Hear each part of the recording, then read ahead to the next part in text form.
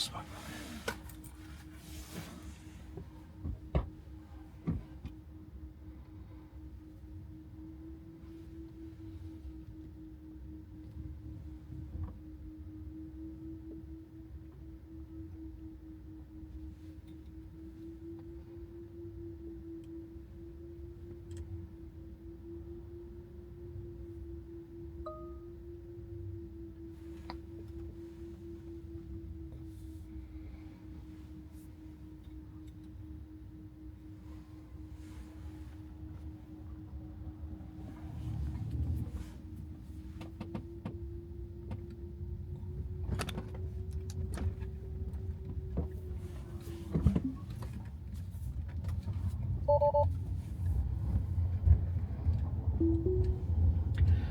Alright, take me away, Possum.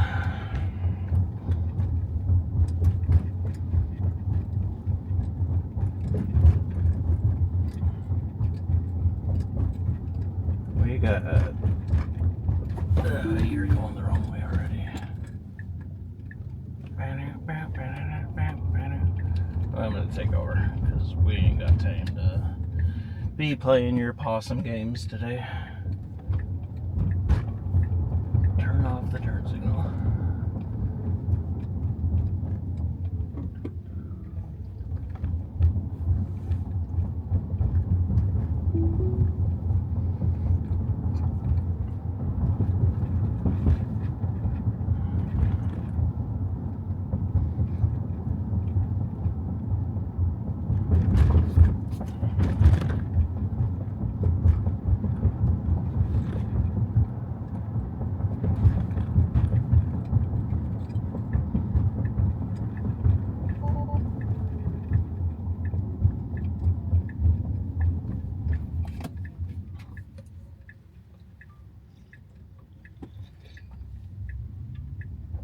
Come on, go. You got all the room in the world.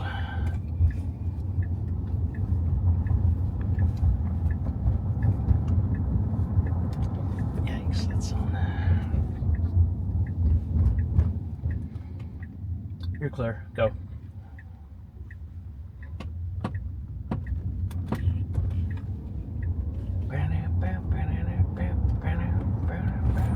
Possum speed.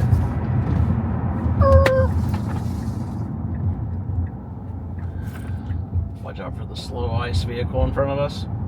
Possum speed engage.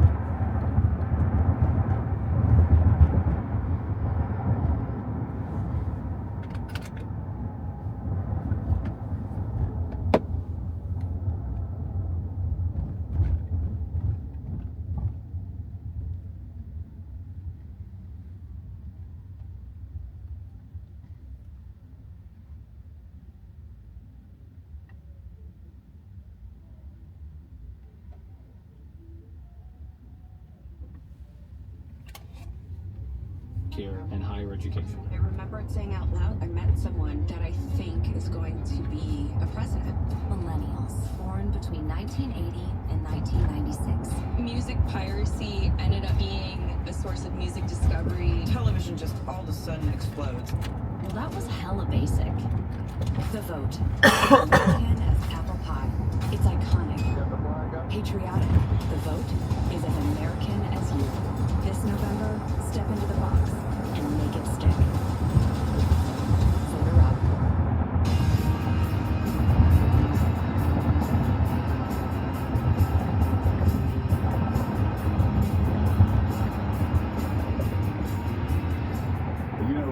Jonathan Amir, it's interesting people say that national polls don't matter, and for the most part we don't focus on national polls, but we always look at trend lines, and I've always said I look at trend lines, and again, everybody's obsessing. Reverend Al was just talking about these polls, which Democrats have been suggesting the polls are bad. Maybe they are. Maybe the polls are bad. I talked to people internally, and I know You talk to people who are straight, they'll tell you it is a very close race. But again, after the NBC poll came out and showed that it was a tie, the 48-48, I think it was, Democrats started getting on the ledge. They didn't, again, pay attention to, you look at all the polls that have come around that, because the argument was, the momentum stalled. Remember, they always have saying that the momentum stalled. There's a New York Times Siena poll that came out. The momentum stalled coming out of the convention. No, it didn't. Kept going up. And then, while it is close in these 7 swing states, you look at the national polls, they are all breaking in our direction. NBC tied, but as I said, CBS and ABC. I'm taking over just because I did not realize that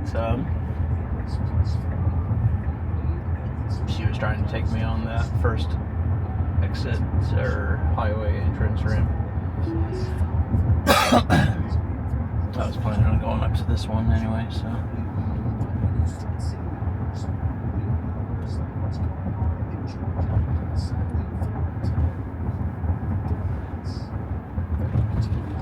I had to come by here and drop off my absentee ballot sometime this weekend at the Troy City Center, which is just up here.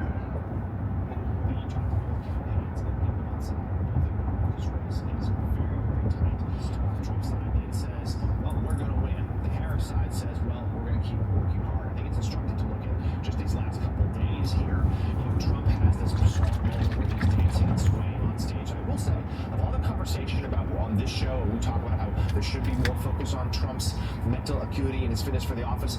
This moment seems to have broken through wider in the mainstream. So interesting to see if others follow suit in having that conversation. But Trump is staying. All right, what are we doing here? We got some crazy construction. They don't want him to be exposed anywhere. Harris, meanwhile, going to 2 things at once this week. Yes, making all push for that black Take vote, it. as Reverend Sharpton just detailed. Good, Possum. Good. The other thing she's doing this week, the other theme is targeting. All right, take it. Go. Disaffected Fast. Republicans. Fast. She's appearing You got in it. Kinzinger You got later today. nothing to wait for. Just go. She goes Go. to Grand Rapids this week. Fast home of speed. Gerald Ford, Republican president. Set the gear shift. Come on. High gear of your soul. Run like an antelope. Out of control. Sorry. Had to motivate it there. You know what's so interesting is this is tearing age. My antelope gears are getting impatient. You can sense that Joe Raleigh Dillon, David Clark are saying, we're going to do in Georgia, we're going to go to Savannah, in Michigan, we're going to go to Grand Rapids, we're going to go to Glacier tonight. And we're going to go to counties that we're going to lose. Instead of losing by 80%, we're going to lose by 60%. Instead of losing by 65%, we're going to lose maybe by 10, 11 points. And you start adding all of those up in these close races, it makes a difference. And the fact that she's going to places like Savannah, the fact she's going to places like Grand Rapids, suggests that this campaign, they may be saying behind the scenes, hey, we don't know, this looks tough. But they are actually doing the Obama strategy. They are expanding whether it's in Georgia or in Michigan. It's a fascinating strategy. We'll see if it works. Yeah, Tim Walz in rural Wisconsin yesterday.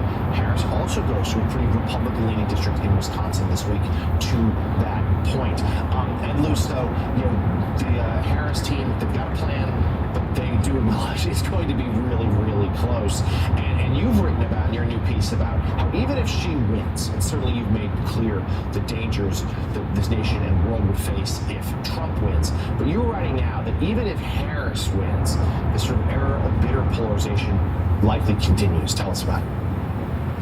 Well, I look at 4 scenarios, one of which, the best of which, is Harris winning, but also the Democrats retaining the Senate and regaining the House. That would, I think, enable something like normal governance to resume in the United States. I don't think that's the most likely scenario. I think probably a combination of Harris winning but losing the Senate, or Trump winning but the Democrats regaining the House are likelier scenarios. Of course, the dread one, the one where we would be in completely uncharted waters, is if Trump wins and Republicans regain the Senate and retain the House. And then we have basically, if you combine that with the Supreme Court ruling in June, the immunity ruling basically excluding almost any potential crime a president would commit as an official act, then you have a green light for Trump to remake America as an Auburn, Putin, illiberal democracy, to go after his enemies, to act on what he said about people like Mark Milley, the former chairman of the Joint Chiefs of Staff, being a traitor, and other people he's called traitors. He has a green light. He has a mandate, essentially, to do what he likes. And if there is no check from the judicial branch, and there is no check from the legislative branch, that having been taken over by Republicans, we are into a different game here. So, you know, what I would get back to, that first scenario, Kamala Harris winning, the Democrats retaining the Senate and retaking the House, that is the one that we should all be hoping for, conservatives and Democrats alike. If you want normal, grown-up, predictable governance, that is the only scenario that we should be hoping for. It's not just about the presidency. And I'll just say one other thing, Jonathan. You know, taking a leaf, as Joe said, out of Barack Obama's campaign in 2008, I think that the Harris campaign should take a leaf from Bill Clinton 1992, where they sent a chicken to George H.W. Bush's rallies. The chicken followed him around wherever he was. They had a Michigan chicken George. They had an Ohio chicken George. They had a Mississippi. They had right down to counties, a Lehigh County chicken George. They need to follow Trump around with chickens saying, debate me, debate Kamala Harris, because he would lose that debate, and that's why he's refusing to debate. She needs to shame him. He can be shamed. Coming up, how the huge turnout in early voting caught Georgia's own officials by surprise. We'll talk about the record-breaking numbers straight ahead on Morning.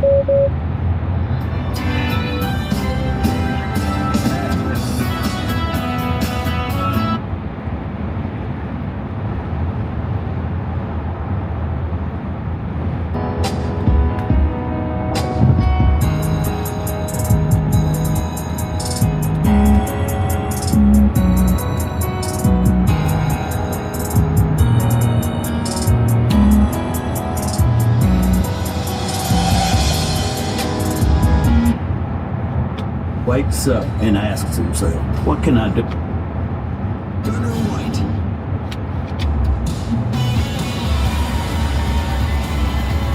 We are back, 8:43. Academy Award winner Eddie Redmayne is here. He has captivated us for more than a decade with his performances in Les Miserables, The Theory of Everything, and the Fantastic Beast films. And he's at it again in Peacock's latest series. It's called The Day of the Jackal, and it's based on the 1971 book of the same name. Eddie stars as an international assassin, taking on his riskiest job yet, all while adopting different identities to avoid getting caught. Take a look. DopenDoor.com. A bed with a bump in your erection might be...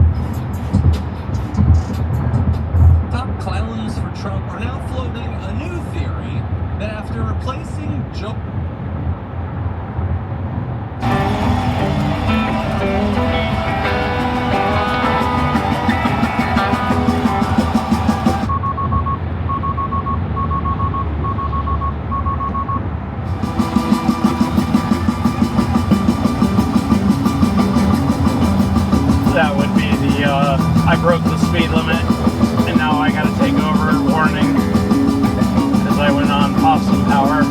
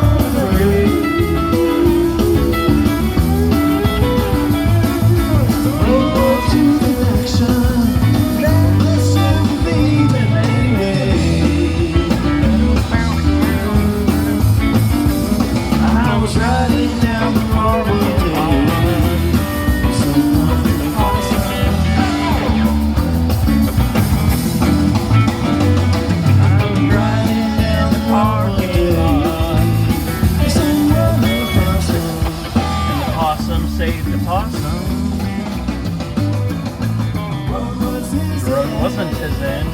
That was that road today.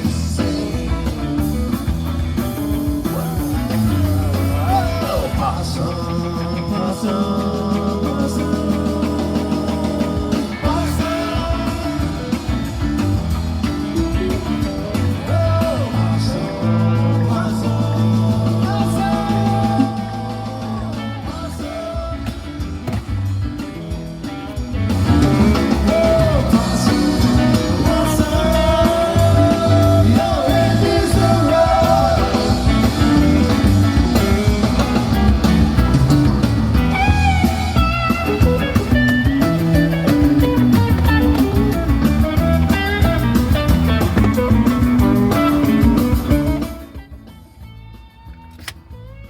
Thank you, Possum.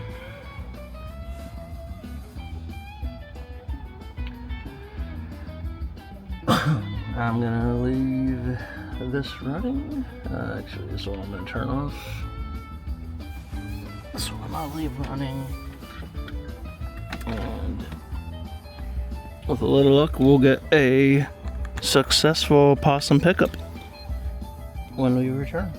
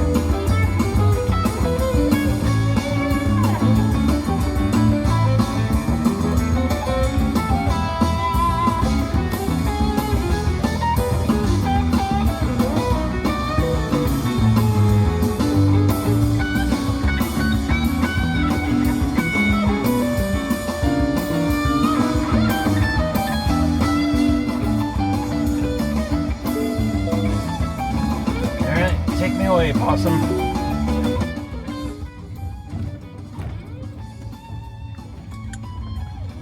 Let's see how we do a self-drive.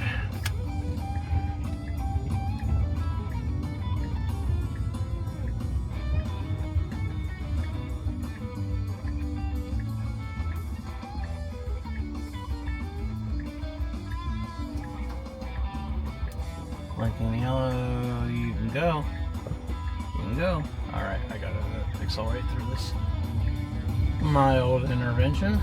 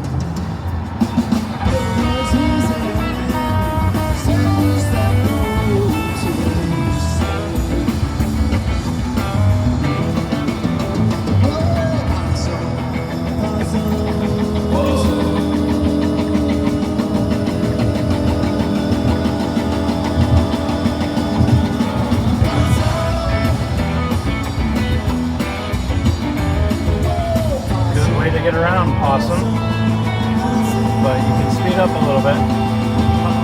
Possum power, come on, let's go.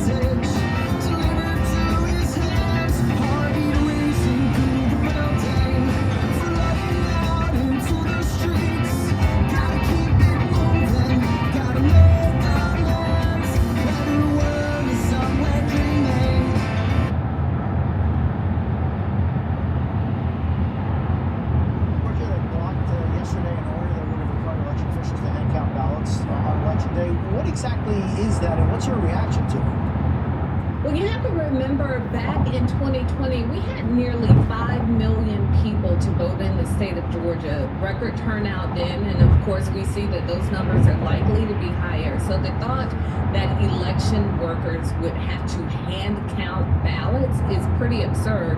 But that's what we've been getting from the state election board that's gone rogue. And what's interesting, Jose, is that even in Georgia, we've had our Republican governor, Secretary of State, and Attorney General, and the chair of the state election board say that this board has gone too far. So we've had the courts to step in. And also Judge McBurney, who has made some decisions related to this election. I'd like to remind people that he was appointed by a Republican governor in the state, Nathan Deal. So once again, I'm very proud to see that in Georgia, people are stepping up and trying to do the right thing as it relates to us having a free and fair election. And it's unfortunate that the courts have had to step in, but this is last minute interference, and it's all about Donald Trump trying to seed seeds of doubt into this election cycle. And Keisha, speaking of Trump, he was on the campaign trail in Georgia yesterday. Take a listen to a little bit of what he had to say there. And I'll tell you what, any African American or Hispanic, and you know how well I'm doing there, that votes for Kamala, you got to have your head examined, because they are really screwing you. They are really screwing you. Right? What's your reaction to that? Well, that's pretty rich from a man who took out a full-page ad to call for the death penalty against 5 innocent young black men. Donald Trump is not the one to lecture people of color about how we vote. And it's going to be important for us to continue to remind people exactly what Donald Trump has not done for people of color in this country. That's the reason we've seen the vice president roll out her policies. We saw it this week, speaking directly to African American men. And the reality is that we aren't a monolith. People are getting their information in various ways. So it's important that we keep reminding people what's at stake during this election cycle. Just yesterday, I did a press conference with Senators Warnock and Ossoff and the family of Amber Thurman, a young mother who died because of complications of an abortion, because care was delayed for 20 hours, leaving a very young son, and just her family is just devastated. These are the things that are at stake for us in this election cycle. Keisha, do you buy into this narrative that we see over and over again that Black and Latino men are turning away from Harris in record numbers? You know what I've seen, and I have young people in my household. My youngest son, 14, just said to me the other day that he's getting his YouTube channels flooded with ads from Donald Trump. He said, and Mama, you can't even skip the ads. He said, and they're all terrible things about Kamala Harris. So what I see is that people have been getting a lot of information, misinformation, disinformation, but also we have to make sure that we are making our case. We can't take for granted any one group of people. Reminding people what Kamala Harris has done for people of color in this country, what she has said she will do when elected. We can't make assumptions about how people will vote. So I believe that people have options this election cycle, and we have to go out and we have to earn those votes and not make assumptions that people are going to be with us because they look a certain way. Keisha Lance Bottoms, thank you so much. It's great seeing you. Appreciate it. Still ahead, a feisty debate in one of the most closely watched races this election season. Talk to Texas Congressman Colin Allred as he tries to unseat Senator Ted Cruz in a tight race. Plus, migrant families separated under the Trump administration, sharing their gut-wrenching stories during a Harris campaign event in Florida. We'll talk to a father separated from his son for 45 days. And overseas, the Biden administration's new warning to Israel. We're back in 90 seconds. You're watching Jose Diaz-Balart Reports on MSNBC. Tommy Copper's shoulder support bra will be your new favorite.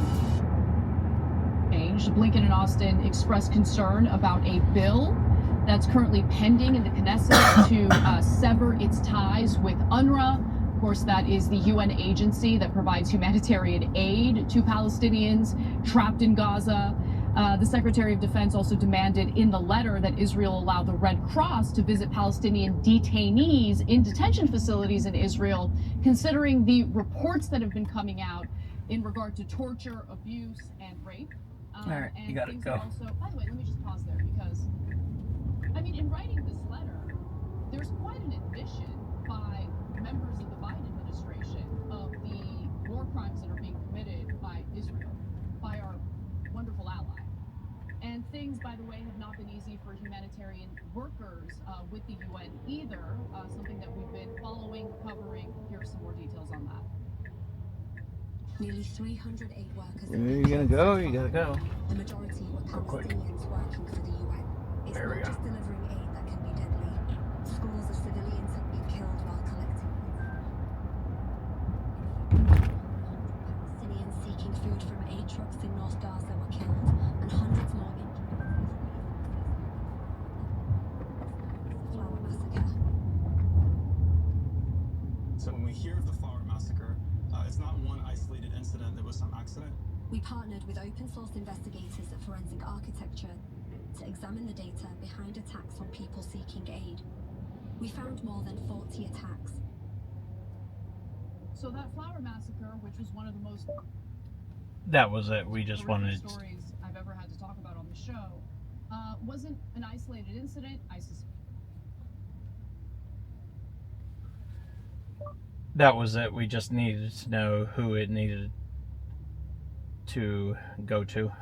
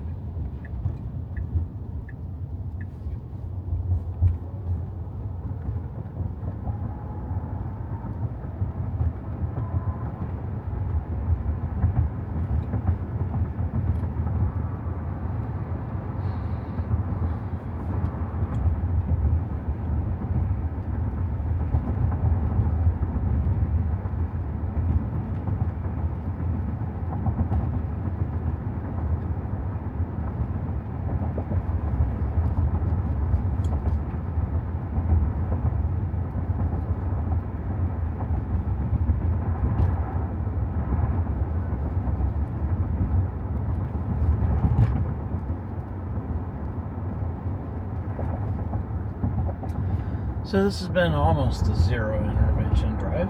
Just a couple mild motivators to get the Possum to take some initiative and pull out in front of traffic. But overall, a pretty successful trip, I think.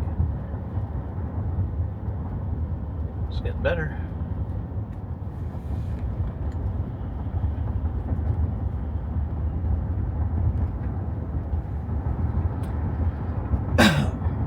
We're on full self-driving 12.5.4.1.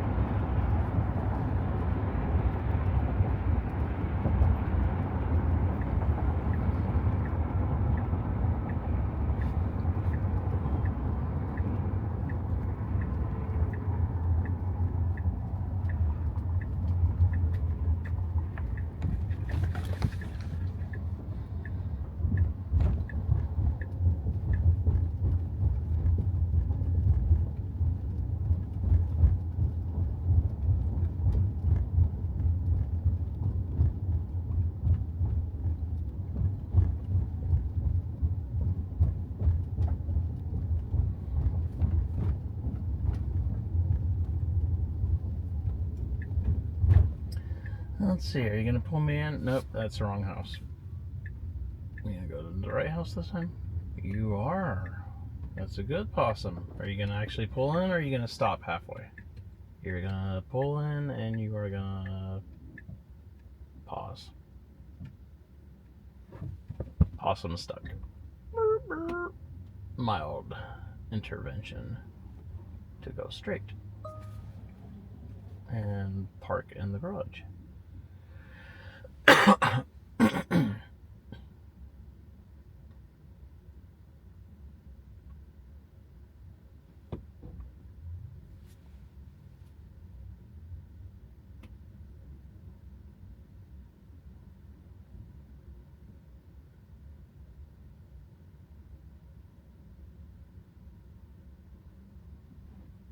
Why are you going that way? No, we're going to go this way.